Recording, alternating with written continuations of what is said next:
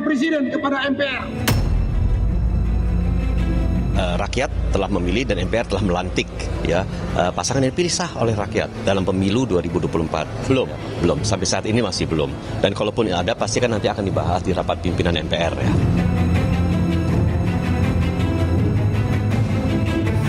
Kalau mau memulai prosesnya yang konstitusional, ya, harus kita berbasis pada konstitusional, maka seharusnya menurut saya bisa dilanjutkan ke proses impeachment melalui DPR. Nah, tapi jangan lupa dia harus dibawa ke Mahkamah Konstitusi sebelum di ujungnya akan diselesaikan oleh MPR.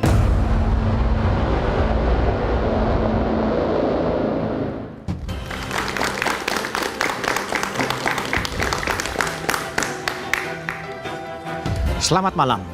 100 lebih purnawirawan TNI dari berbagai angkatan membuat kejutan.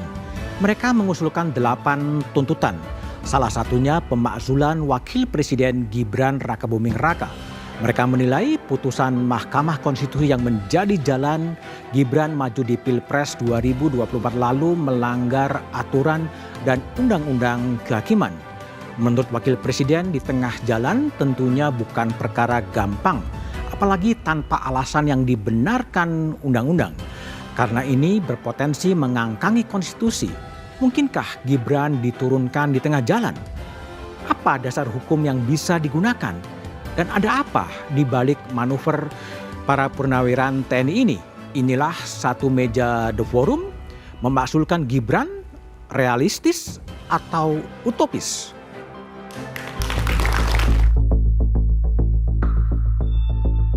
Forum Purnawirawan TNI mengusulkan agar Gibran Rakabuming Raka dicopot dari jabatannya sebagai Wakil Presiden RI. Usulan penggantian Gibran tertuang di dalam poin terakhir dari 8 poin yang jadi kesepakatan Forum Purnawirawan TNI. Mengusulkan pergantian Wakil Presiden kepada MPR. Karena keputusan MK terhadap pasal 169 huruf Q Undang-Undang tentang Pemilu telah melanggar hukum acara MK dan Undang-Undang Kekuasaan Kehakiman. Pakar Hukum Tata Negara Universitas Andalas Ferry Amsari menyebut, usulan Forum Purnawirawan TNI agar Wakil Presiden Gibran Rakabuming Raka dicopot dari jabatannya adalah hal yang tidak sesuai undang-undang. Ya, satu, semua orang punya hak bersuara. Tapi kalau pertanyaannya apakah pilihan purnawirawan TNI untuk mengusulkan impeachment Gibran kepada Presiden sudah pasti tidak sesuai undang-undang dasar. Pasal 7A, pasal 24C itu semua mengatakan harus usul DPR. Jadi kalau mau benar, purnawirawan itu datang ke DPR mengusulkan untuk pembahasan impeachment Wakil Presiden. Sementara itu, Ketua DPP PDI Perjuangan Bidang Kehormatan, Komarudin Watubun menyebut, usulan dari Forum Purnawirawan TNI agar mencopot Gibran sebagai Wakil Presiden harus ditanggapi secara serius oleh Presiden Prabowo. Begini, kalau menyangkut purnawirawan ini kan orang kita lihat ya, ini bukan relawan. Kalau usulan relawan perlu kajian lebih dalam. Tapi kalau usulan purnawirawan itu harus ditanggapi serius oleh Presiden. Karena itu purnawirawan yang juga bukan kelas abal-abal. Istana menyebut, Presiden Prabowo mengetahui 8 poin yang disuarakan Forum Purnawirawan TNI tersebut. Penasihat khusus Presiden Bidang Politik dan Keamanan Jenderal TNI Purnawirawan Wiranto mengatakan, Presiden Prabowo tak bisa merespon permintaan itu karena di luar kekuasaannya sebagai presiden. Kekuasaan beliau, kewenangan dia terbatas juga, ya. Dalam negara yang kita menganut rias politika, ada pemisahan antara ya, eksekutif, legislatif, dan yudikatif. Iya, kan ada kan 8 poin itu, ya. Sekarang sudah beredar di medsos, ya. Sudah ada banyak komentar yang muncul, maka inilah ya sikap presiden ya, bukan mengacuhkan ya, tapi tetap menghargai ya, karena kita paham bahwa perbedaan itu ada yang pro, ada yang kontra, perbedaan di masyarakat itu wajar-wajar saja. Hampir 2 pekan isu penggantian Wapres ini terus bergulir. Publik menunggu sikap resmi pemerintah atas wacana ini. Jangan sampai menjadi bola liar yang justru menunjukkan buruknya hubungan antara presiden dan wakil presiden. Karena usulan ini disuarakan oleh seratusan purnawirawan TNI yang tentunya memahami perundang-undangan dan konstitusi.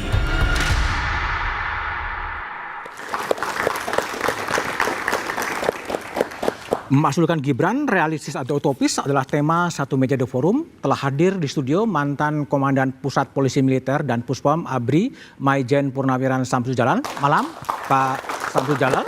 Kemudian ada Kepala Badan Pengkajian MPR, Andreas Hugo Parera. Malam, Bang Andreas. Dewan Penasihat PSI, Mbak Irma Huta Barat. Malam, Mbak Irma. Ada Direktur Eksekutif Indikator Politik, Burhanuddin Muhtadi. Malam, Mas Burhan. Dan pengamat hukum tata negara Satya Arinanto. Malam, Mas Satya, pakar hukum tata negara. Pak Samsu Jalal, terlebih dahulu. Pak Samsu, Pak Jalal, apa tiba-tiba Forum Purnawiran TNI dalam 8 tuntutan yang ke-8 meminta kepada MPR untuk mengganti wakil presiden? Background dan latar belakangnya apa, Pak Jalal? Ya itu kan terjelaskan itu kan. Siapa sih Gibran itu? Fufu Fafa kan? Dan itu kan sekarang lagi rame tuh ijazah palsunya kan. Oke. Gibran juga jelas juga ijazahnya kan. Kapan dia tamat universitasnya di Singapura. Dia mungkin tamatan SMA itu loh. Nggak tahu juga walau alam lah, saya juga nggak tahu. Oke, itu pernyataan disampaikan kepada publik, selanjutnya akan disampaikan kepada MPR atau kepada siapa, Pak Jalal? Ya ini untuk diketahui juga, maka MPR monitor dong kan. Konstitusi apa yang konstitusi? Sekarang siapa yang memilih Gibran kan diloloskan dari konstitusi siapa? Paman dia kan, MK itu kan, ketua ya. Tadi umurnya, pokoknya umurnya yang penting itu sudah pernah menjabat di daerah, sebagai di kota kan, loloslah dia kan.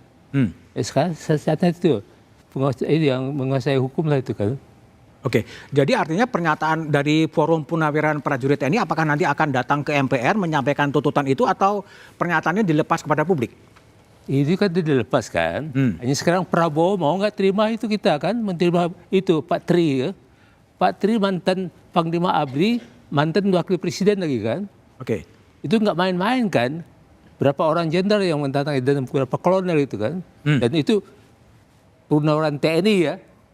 Jangan Polri gak ada, ya. Saya ada Puspom ABRI, saya tahu Polri. Tahu kan Polri kan? Polisi tidur juga ngereportkan dari polisi bangun kan?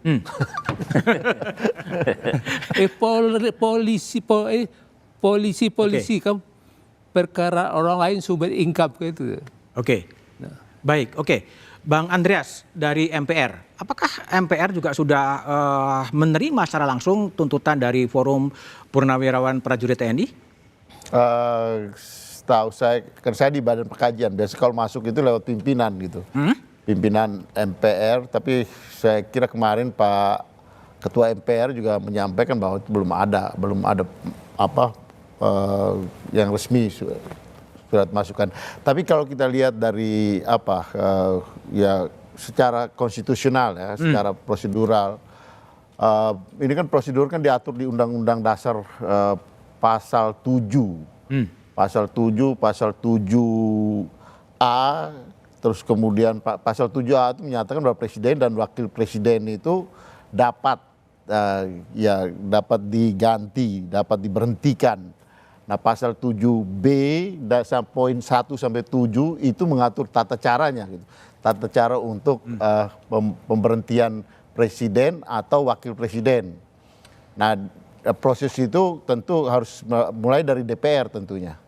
Dari DPR kan kemudian ke Mahkamah Konstitusi untuk 3 hal. Kenapa seseorang itu presiden dan atau wakil presiden itu diberhentikan. Alasan yang berkaitan alasan hukum, pidana, alasan administratif, kalau tidak sanggup lagi, tidak bisa menjalankan tugas-tugasnya, atau alasan etik. Jadi 3 alasan ini, ya tadi misalnya tadi disinggung oleh Pak Samsul tadi, ya kalau Fufu Fafa itu terbukti Nah itu satu alasan etik gitu, yang berkaitan dengan etik ya. Pak Setia Arinanto bisa menjelaskan lebih jauh yang berkaitan dengan hukum ini gitu. Tapi ya 3 alasan itu bisa jadi pintu masuk gitu. Artinya secara konstitusional itu dimungkinkan pemberhentian presiden dan atau wakil presiden. Dalam hal ini yang berkaitan apa yang disampaikan oleh para purnawirawan tentu wakil presiden di situ. Oke, baik. Mbak Irma Huta Barat, anggota Dewan Pembina PSI. Gimana PSI memandang ada pernyataan publik dari Forum Purnawirawan Prajurit TNI yang 8 tuntutan, salah satunya adalah meminta agar wakil presiden Gibran Raka kemudian kepada MPR untuk diganti lah sebenarnya. Iya. Kami melihatnya dari 2 sisi ya, substansinya bahwa ada masukan dari para purnawirawan yang meskipun tidak mewakili seluruh purnawirawan karena kan ada PPAD, PPAU, LVRI, AL, Pepabri, Legiun Veteran yang belakangan ini juga kalau nggak salah baru hari ini sudah mengeluarkan surat pernyataan bahwa itu bukan pendapat dari seluruh purnawirawan. Saya sudah kasih ke Mas Thomas kalau nggak salah. Saya dapat dari Pak Komarudin Simanjuntak, ketua dari PPAD. Artinya dalam hal ini substansinya adalah ingin memberikan masukan kepada pemerintah. Saya tentu saja menghargai apa yang dilakukan oleh para purnawirawan, mereka yang memberikan nyawanya untuk negara. Dan tentu saja masukan itu harus dilihat substansinya dan ada prosedurnya. Karena kan tentara itu adalah pelindung dari konstitusi. Saya pikir ini adalah masukan yang tentu akan didengarkan. Namun upaya untuk memakzulkan kan tidak semudah hanya memberikan pernyataan lalu melemparkannya ke publik, karena itu akan melalui prosedur politik yang panjang. Dan secara konstitusi nanti Pak Satya bisa menjelaskannya dengan lebih detail bahwa dalam hukum tata negara kita siapapun bisa di-impeach asal caranya betul, bahkan presiden sekalipun. Dalam hal ini saya melihatnya bahwa secara substansi butir-butir yang dimasukkan itu tidak semuanya bisa dilakukan secara konstitusional tentu saja. Nah, TNI sendiri kan memiliki Sabta Marga ya. Kita bersyukur masih ada orang yang masih memikirkan negeri ini. Kalau nggak salah Sabta Marga yang ketiga ya Pak Samsu ya, bahwa kami kesatria Indonesia yang bertakwa kepada Tuhan Yang Maha Esa serta membela kejujuran, kebenaran, dan keadilan. Dan saya pikir kalau usulan itu dimasukkan untuk membangun ya, bagus-bagus saja. Tentu saja bagus-bagus saja. Saya kan aktivis anti korupsi ya, Mas Budi. Jadi itu kan kejujuran, kebenaran, dan juga keadilan itu adalah hal yang kita tuntut. Namun butir-butir itu secara substansi mungkin bisa menimbulkan gejolak juga karena memang ada pro dan kontra. Kalau kami dalam hal ini tentu saja menanggapi bahwa memakzulkan itu seperti bukan urusan politik praktis yang harus dilakukan oleh para purnawirawan, karena saya pikir para purnawirawan itu memikirkan negara, politiknya politik negara. Apa sih yang musuh negara ini? Nomor 1 ya korupsi, lalu juga banyak sekali penegakan hukum yang harus dibantu untuk ditegakkan. Jadi saya pikir dalam hal ini saya hanya melihat secara substantif butir 8 itu tidak patut untuk dikemukakan ke publik. Oke, baik. Mas Satya Arinanto, Profesor Ahli Hukum Tata Negara. Jalannya gimana sih kalau kemudian ada publik kemudian meminta agar ada pemakzulan wakil presiden, tapi jawaban Prof Satya setelah jeda berikut ini.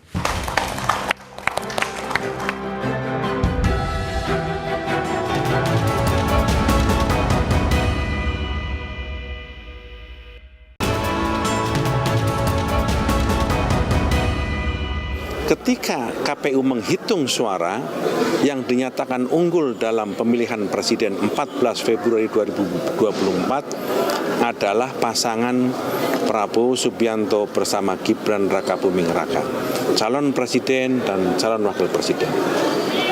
Digugat, dipersoalkan, diajukan gugatan itu ke Mahkamah Konstitusi, dan oleh Mahkamah Konstitusi kemenangannya dinyatakan tidak ada masalah dan sah.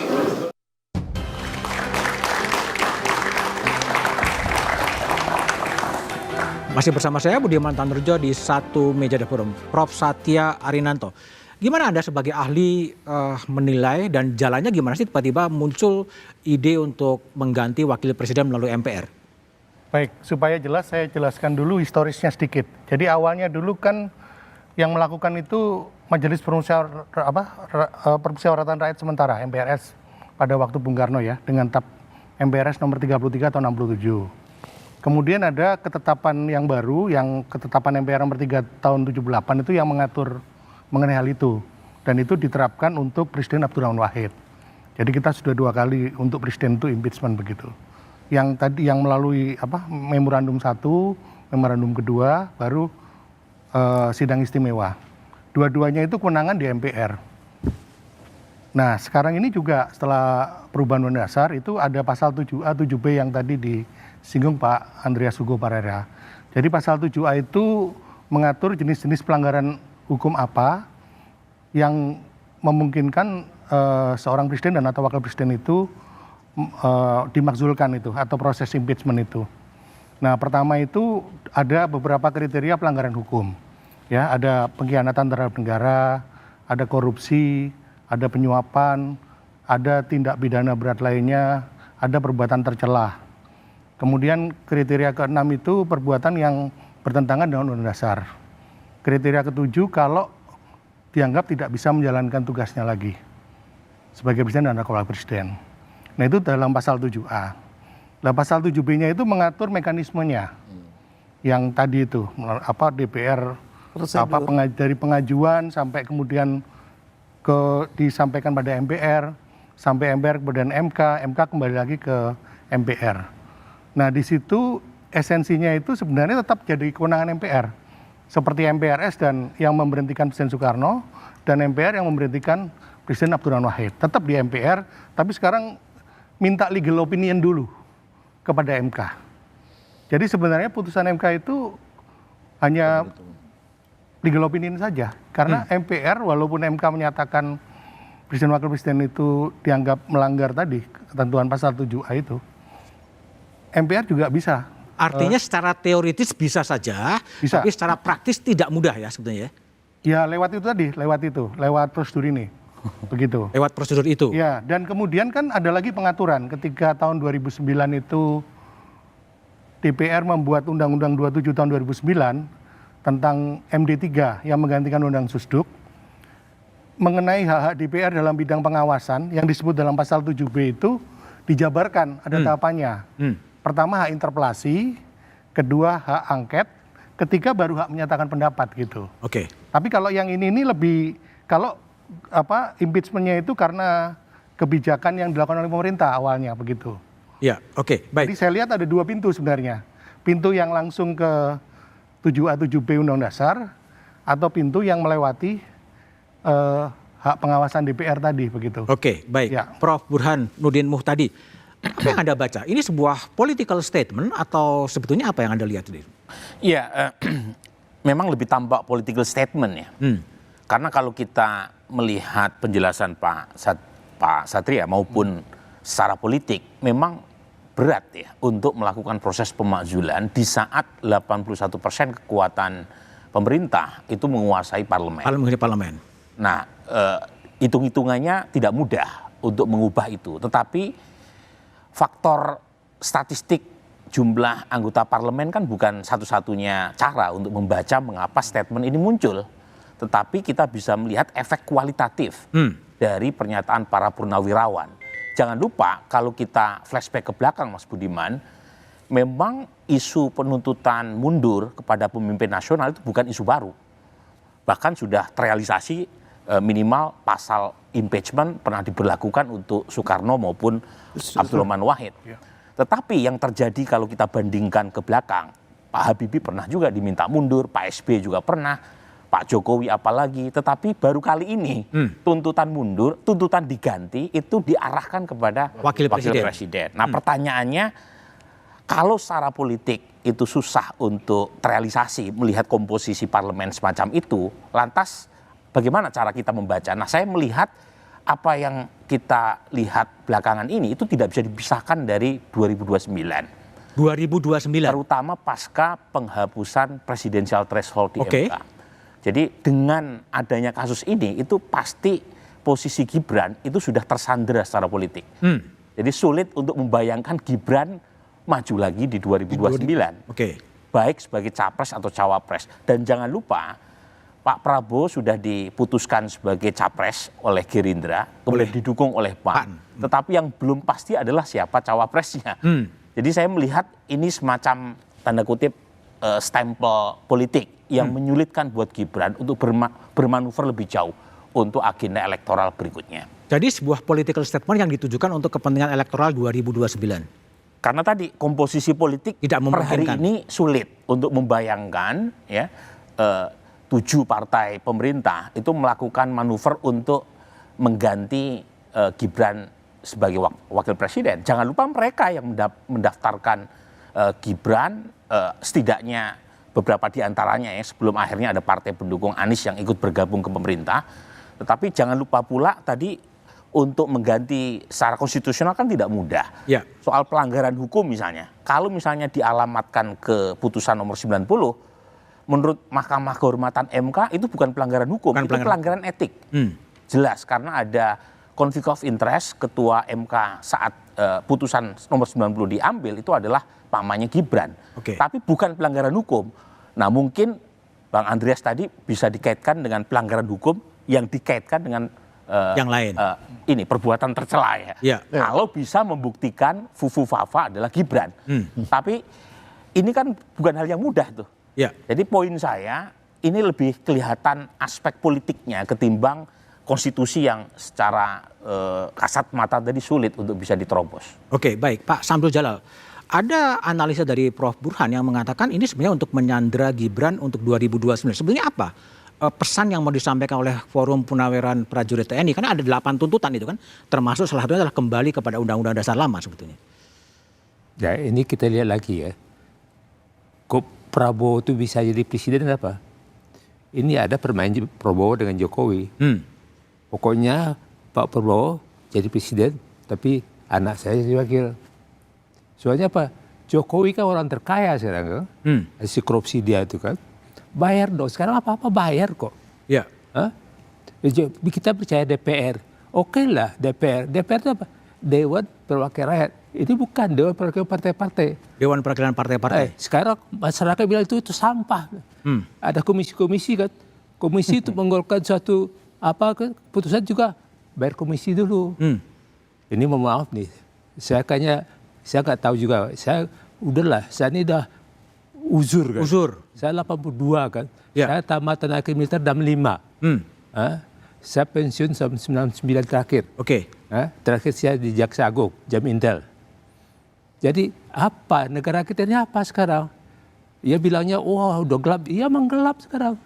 Jadi lebih kepada keprihatinan ya sebenarnya. Betul sekali. Keprihatinan dari Purnaweran TNI terhadap kondisi. Jangan bilang Bu Irma tadi bahwa itu bukan perwakilan, bukan TNI. Saya bilang perwakilan, semua ada, Angkatan Laut ada, dari juga. Yang mungkin bukan organisasi formalnya lah ya, PPAD gitu. Semuanya ada perwakilan kok, hanya polisi yang nggak ada, kan itu aja. Baik.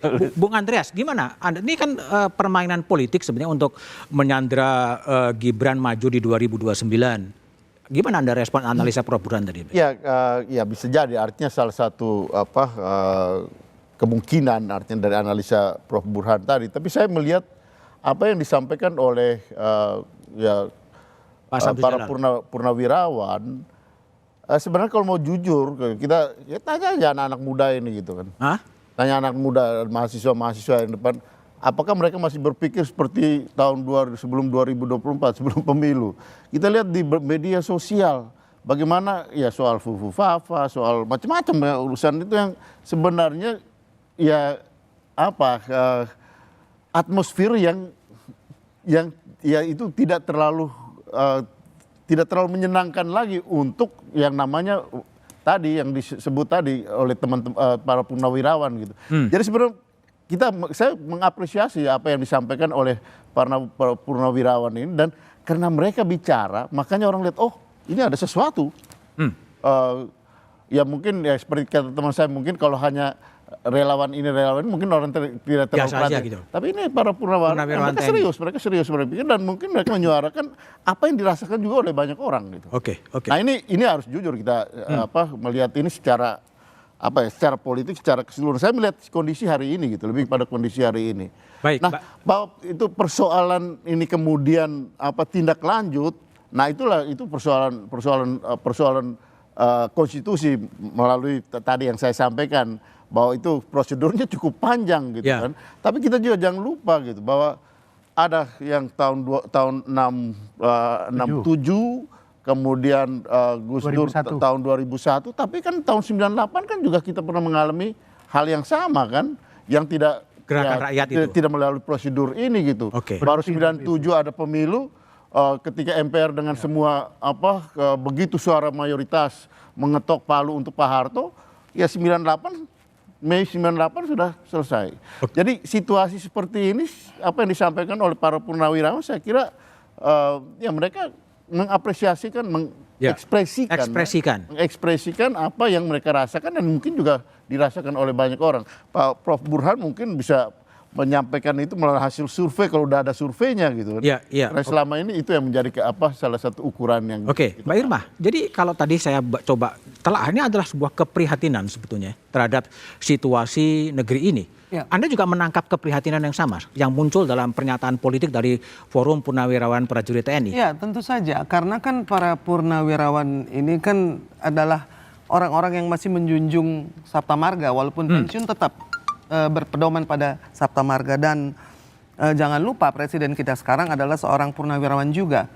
Artinya Presiden Prabowo tentu akan mendengarkan suara-suara yang memberikan masukan untuk kebaikan negara, yang tadi saya bilang berpedoman kepada menegakkan keadilan, kejujuran, dan juga kebenaran. Nah, masalahnya tadi kita kan melihat bahwa ini inkonstitusional karena dilepas kepada media dan publik. Gimana inkonstitusional ya sebagai pernyataan politik? Ya, kan tadi dikatakan bahwa akhirnya menjadi polemik, PPAD mengeluarkan edaran, PPAU mengeluarkan edaran, PPAL kan terlihat tidak elok, bahwa para purnawan menjadi berbeda pendapat, yang tentu saja lazim dalam hal ini. Namun juga tidak boleh dilupakan, tadi kan juga Prof Satya mengatakan bahwa ada sejarah bagaimana sejarah pemakzulan.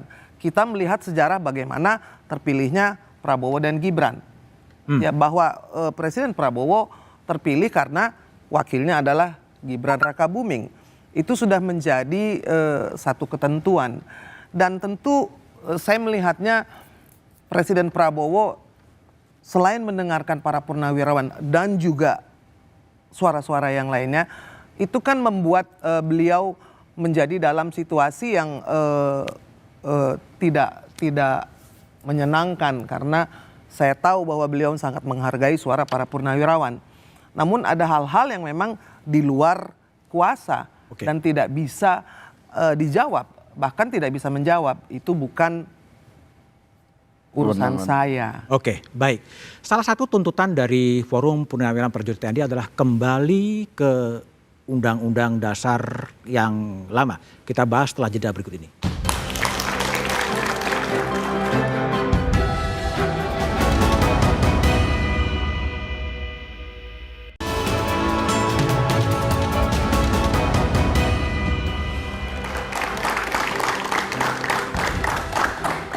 Masih bersama saya Budiman Tanrejo di satu meja The Forum. Kembali ke Pak Samsu Jalal, penandatangan Forum Purnawirawan Prajurit TNI. Salah satunya adalah tuntutan untuk kembali ke Undang-Undang Dasar 1945 yang lama. Bukan lama, itu 1945 itu tetap yang lama ke yang baru sama aja, kembali ke Undang-Undang 45. Artinya itu nanti akan kembali pemilihan presiden akan dilakukan oleh MPR. Ya. Dan itu menjadi target dari Forum Purnawirawan Prajurit TNI. Makanya MPR itu kan lembaga tertinggi kan. Ini sekarang dirubah DPR. Hah? Ada apa DPR? DPR itu kan orang-orang semuanya apa? Prof Burhan, Ya. mungkin nggak sih dalam era yang seperti sekarang kemudian back ke Undang-Undang Dasar 45 yang lama sebetulnya? Yang asli. Yang asli. Yang asli. Yang Ya. asli. Nah, sebelum jawab pertanyaan itu, Mas, memang permintaan untuk mengganti Wapres Gibran itu satu tarikan nafas dengan tuntutan untuk kembali ke Undang-Undang Dasar asli. Dan itu bukan isu Baru juga. baru, itu isu lama. Termasuk Pak Prabowo sendiri beberapa tahun sebelumnya pernah juga mengemukakan hal yang kurang lebih sama, semangat untuk kembali ke Undang-Undang Dasar 45, di mana salah satu pasal kuncinya adalah pemilihan presiden dan wakil presiden itu tidak di tangan rakyat secara langsung, tetapi di tangan MPR. Nah, pertanyaannya apakah ada hubungan antara tuntutan untuk mengganti Gibran sebagai Wapres dengan perubahan desain institusi berkaitan dengan pemilihan presiden atau wakil presiden atau tidak. Nah, ini kan soal preteks ini penting untuk kita baca. Nah, yang kedua adalah mungkin atau tidak. Nah, lagi-lagi Undang-Undang Dasar kan bukan kitab suci. Oke. Ya, dan tentu kembali ke semangat politik ya, zeitgeist-nya seperti apa. Misalnya dalam kasus di Turki. Turki itu ada perubahan krusial. Ya. Dan bisa karena AKP partainya Erdogan itu sangat dominan di parlemen. Nah, pertanyaannya adalah apakah hal yang sama itu terjadi dalam konteks di Indonesia?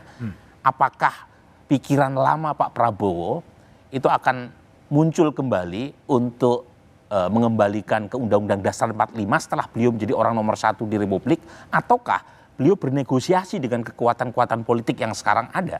Dan jangan lupa Pak Prabowo juga melihat opini publik seperti apa. Kalau misalnya opini publik mendukung, mungkin saja terjadi perubahan kembali pemilihan presiden dan wakil presiden ke MPR. Tapi kalau menolak, dugaan saya Pak Prabowo juga tidak akan membentur tembok. Dan itu kejadian pada waktu Balik DPR itu mau melakukan sabotase atas putusan MK berkaitan dengan pilkada. Pak Prabowo berubah arah karena melihat kontroversi yang sangat besar dari rakyat kalau misalnya DPR melakukan proses tanda kutip amandemen terhadap putusan MK yang dianggap reformis. Nah, kaitannya dengan proses pemilihan presiden, nah ini saya meminjam istilah para ilmuwan ya, itu the last line of defense. Jadi buat rakyat itu semua hak merasa sudah diambil sama elit, satu-satunya hak yang mereka punya adalah hak untuk memilih pemimpin.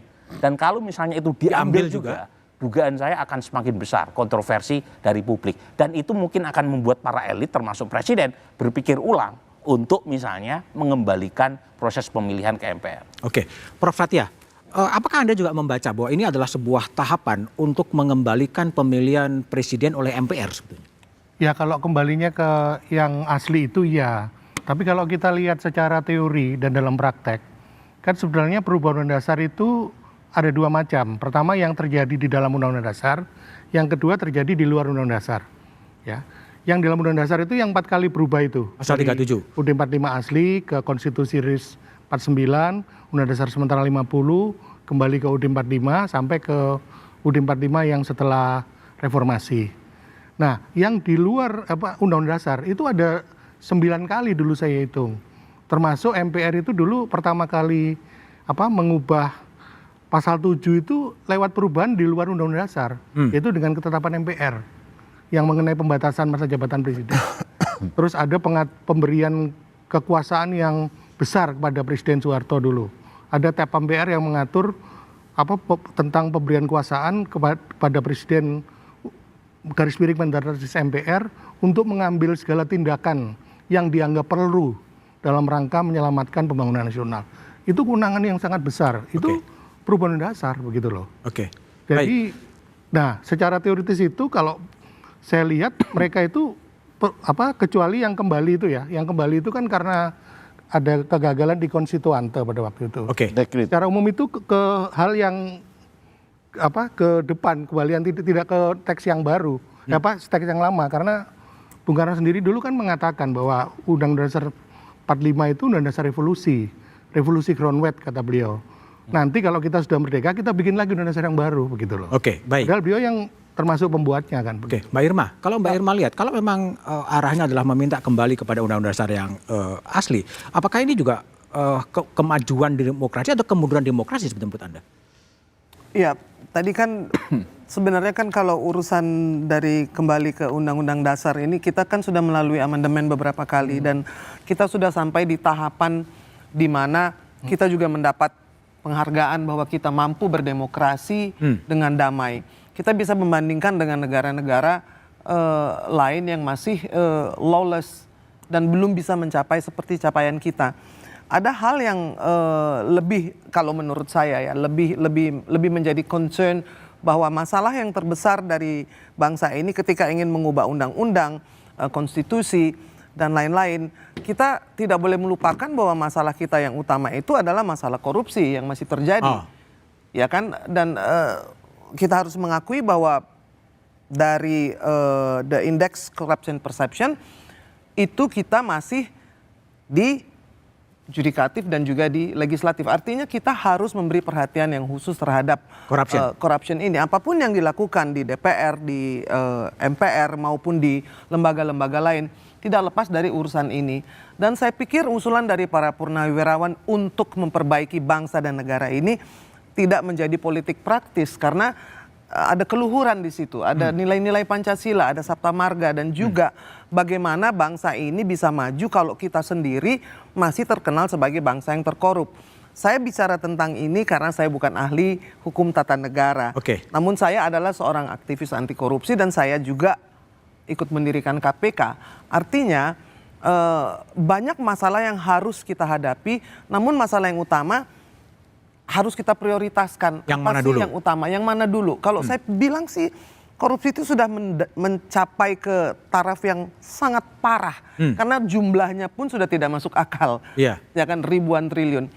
Kalau kita mengambil contoh bagaimana negara memberikan prioritas, saya teringat kepada San Salvador, bagaimana Nayib Bukele tahu bahwa ada satu mafia di sana, gangster dan 2 korupsi, maka dia melakukan upaya penindakan terhadap hal yang paling mendesak ini. Karena apapun yang kita bicarakan di sini, akarnya itu adalah corruption. Corruption ya? Baik undang-undang yang mungkin tidak sesuai dengan keadilan, baik juga undang-undang yang terlalu memihak kepada partai-partai politik atau elit-elit. Nah itu yang harus kita perbaiki. Kenapa? Karena kalau saya pikir undang-undang perampasan aset koruptor itu menjadi idaman dan juga keinginan dari rakyat banyak yang jauh lebih berkaitan langsung dengan kehidupan mereka. Jadi saya pikir semua harus sepakat fokus ke situ dulu ya. Sepakat dulu. Sebenarnya bangsa ini masalah terbesarnya apa sih? Jadi kita ramai-ramai bicara itu dan mulai dengan diri sendiri, mulai dengan lingkungan sendiri, lalu juga kita bisa mengkritisi, memberi masukan kepada pemerintah. Karena kan Presiden Prabowo berjanji bahwa akan memberantas korupsi. Baik. Yang korupsi minggir. Jadi ya mungkin para purnawirawan bisa memberikan masukan kepada hal-hal yang seperti itu. Menteri-menteri yang korupsi minggir. Kalau ada buktinya dan memang kita bisa ya membuat rakyat menjadi sadar betapa bahayanya korupsi, maka kita bisa menjadi negara yang jauh lebih maju. Baik. Bung Andreas, sejauh mana MPR sudah merespon? MPR gak berulang kali ngomong akan amandemen kelima atau apapun, menanggapi pernyataan dari Forum Purnawirawan gimana soal kembali kepada undang-undang yang asli itu? Ya, saya melihat hal yang kurang lebih mirip dengan apa yang disampaikan oleh Prof. Burhan tadi gitu. Pengalaman di banyak negara, apalagi di dalam masyarakat yang terbuka yang sudah menjadi sangat demokratis seperti yang kita alami, apa yang sudah diberikan kepada rakyat, kalau kita ambil lagi itu akan menimbulkan kemarahan di rakyat. Sehingga memang saya kira di situ para pemimpin dalam hal ini tentu presiden juga akan sangat menghitung tadi seperti apa yang terjadi pada 22 Agustus yang lalu gitu, ketika DPR ketika itu balik mau merubah undang-undang pilkada itu, tapi dengan respon luar biasa dari rakyat, karena mereka merasa bahwa inilah apa yang mereka right to vote hak untuk memilih. Mereka apa yang sudah mereka punya gitu. Yang lain semua sudah terbagi ke elit politik melalui proses pemilu. Jadi hak dasar mereka yaitu ya sebagai rakyat itu kalau diambil lagi itu akan menimbulkan reaksi gitu.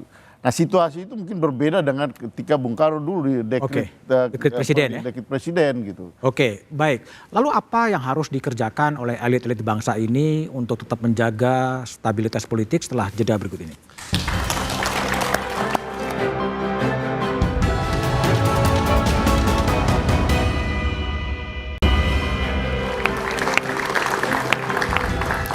Masih bersama saya Budiman Tandrojo di Satu Meja di Forum. Profesor Satya Arinanto, banyak masalah, salah satu Mbak Irma mengatakan ada isu korupsi.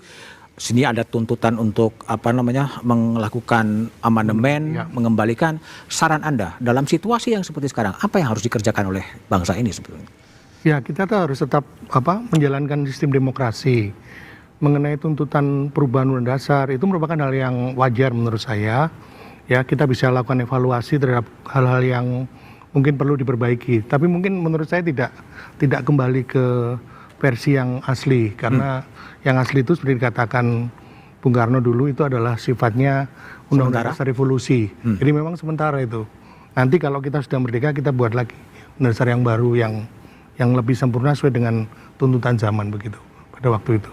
Oke, baik. Mas Burhan, jadi gimana? Ada isu korupsi, ada ketegangan geopolitik, ada banyak hal yang harus diselesaikan, termasuk juga PR-PR dari pemerintahan Prabowo. Sementara ada isu dari Forum Purnawiran Prajurit TNI yang kembali ke Undang-Undang Dasar yang asli. Gimana Anda menempatkan diri dalam banyaknya kepentingan-kepentingan itu? Iya, pertama tentu tuntutan dari para purnawirawan itu kita harus baca dalam konteks semacam keprihatinan nasional. Buat bahan kita untuk belajar. Dan menurut saya sah-sah saja, itu bagian dari desakan kelompok tertentu, ya, terlepas apakah ada nuansa politik atau tidak.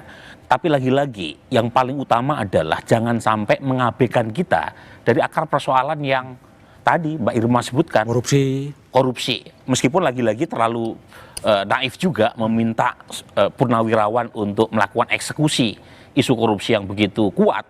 Karena faktanya pemerintah sekarang kekuatannya sangat luar biasa, 81% di parlemen. PDI Perjuangan sendiri juga bahkan tidak segarang pada masa Pak SBY kan.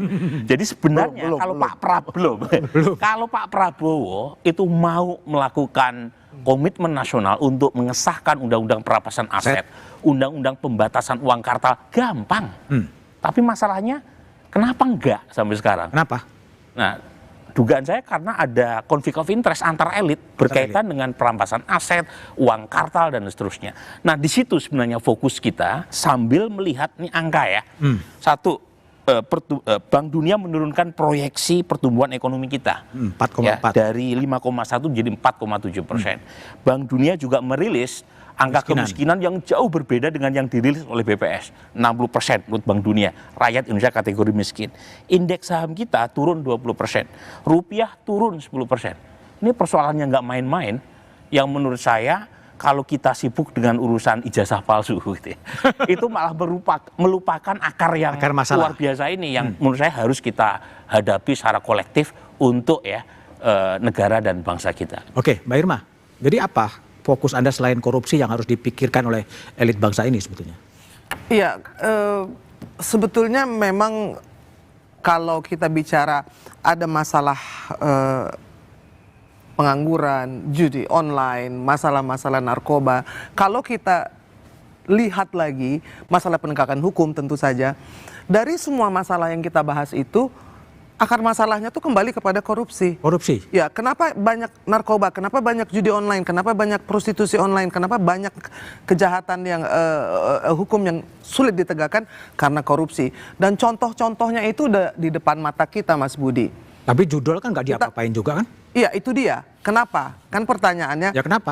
bahwa ya kita harus mengidentifikasi apa sih sebetulnya yang paling bermasalah bagi bangsa ini. Kalau saya sendiri tetap mengatakan bahwa masalah korupsi itu adalah masalah yang harus di-address oleh semua pihak termasuk para purnawirawan yang tentu sudah khawatir soal itu. Saya ingat kita punya tadi dikatakan bahwa kita harus mengikuti prosedur. Nah, prosedur itu kan juga bisa ada korupsi, diantaranya hakim MK kita juga banyak yang masuk penjara. Kita masih ingat ada Akil Mokhtar, lalu ada Patrialis. Artinya ketika kita menggantungkan harapan kepada sesuatu yang belum bersih, maka seperti kita menggantungkan harapan pada asap. Karena gini, waktu pertama kali didirikan KPK itu adalah untuk memberesi 3 lembaga judisial. Nah, itu kita kembali kepada masalah yang mendasar yang menyangkut rakyat banyak. Banyak sekali yang mengalami ketidakadilan, masih banyak yang juga menjadi korban dari penegakan hukum. Nah, itu yang menurut saya tetap akar masalahnya adalah korupsi. Jadi perampasan aset para koruptor itu adalah keniscayaan. Baik, Bung Andreas. Jadi PDIP ini kan sekarang anak manis nih ya, artinya kan tenang gitu. Sebetulnya apa saran Anda kepada pemerintah Pak Prabowo Gibran ini sekarang ini, di tengah banyak isu itu?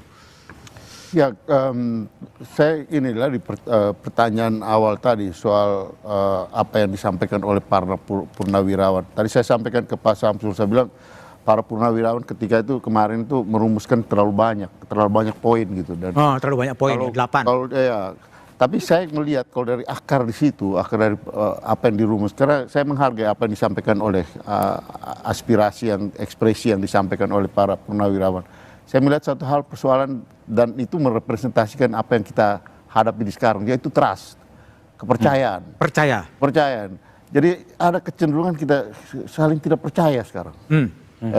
Ya rakyat antara rakyat dan nah ini berbahaya. Saya kemarin dengan teman-teman di luar gitu ya, dari luar yang mereka bicara tentang kita, satu hal yang mereka ragu dan mereka tidak percaya, apakah sistem hukum kalian itu bisa menjamin kami nyaman untuk berinvestasi, bekerja di Indonesia gitu. Itu ini Prof.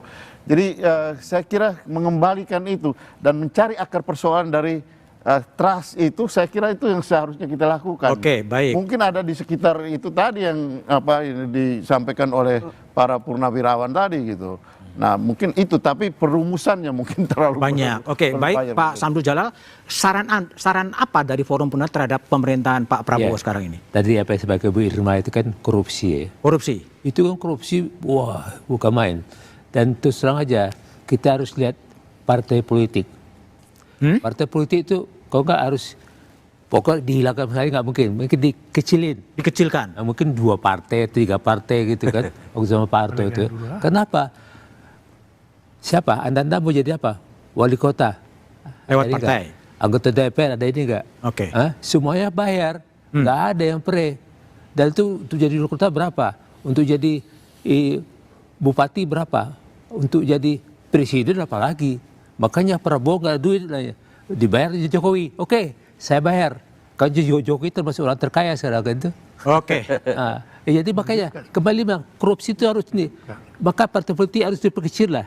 Kalau nggak mau dihapus semuanya diperkecil lah. Jangan sebanyak ini. Sekarang berapa puluh partai politik gitu. Itu menyebabkan korupsi juga. Mau jadi apa semua harus bayar. Baik Pak Samsul Jalal, makasih telah bergabung satu meja di forum. Bang Andreas, Mbak Irma, Prof Burhan dan Prof Satya Arinanto. Pasangan Prabowo Gibran sah secara hukum. Pilpres telah usai, keputusan MK sudah ditetapkan. Tapi gerakan sebagian purnawirawan TNI yang meminta MPR mengganti wakil presiden bukan hanya soal ketidakpuasan, bukan hanya soal pergantian pemain. Ini adalah sinyal tentang kegelisahan, kegundahan, keresahan terhadap nasib negeri. Kita harus membaca ini lebih dalam, bukan semata soal individu, tetapi soal harapan pada kualitas kepemimpinan nasional. Gerakan ini bisa mengguncang stabilitas jika dikelola dengan pikiran panas, tapi bisa menjadi vitamin demokrasi jika dibaca sebagai pengingat bahwa dalam negara demokrasi mandat rakyat harus dijaga dengan kehormatan, bukan sekedar prosedur demokrasi yang sehat, bukan hanya menghitung suara, tetapi juga mendengar suara yang resah.